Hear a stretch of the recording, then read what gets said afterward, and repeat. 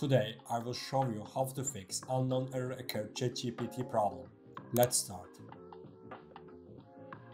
First solution is to clear Chatgpt's cache files. Accumulated cache files can cause these type of problems. To do this, we open our browser. After opening our browser, click three dots in the top right corner and open Settings. After opening Settings, click Privacy and Security, Third-party cookies, and then see all site data and permissions. After doing this, type Chatgpt in the search bar. To clear Chatgpt's cache files, click the trash icon and then click Delete.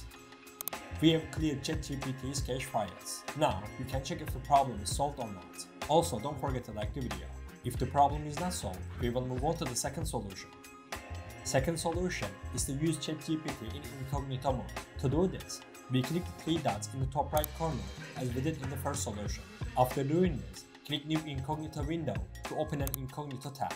After opening the incognito tab, type Chatgpt in the search bar and open OpenAI's website.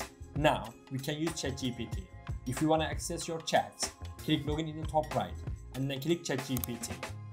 After doing this, you can log into your account and check if the problem is solved or not. If the problem persists, we will move on to the third solution. Third solution is to use a VPN. If our problem is regional, changing our location with a VPN will solve the problem. To add a VPN to your browser, search for VPN in the Chrome Web Store and add any VPN you want to add.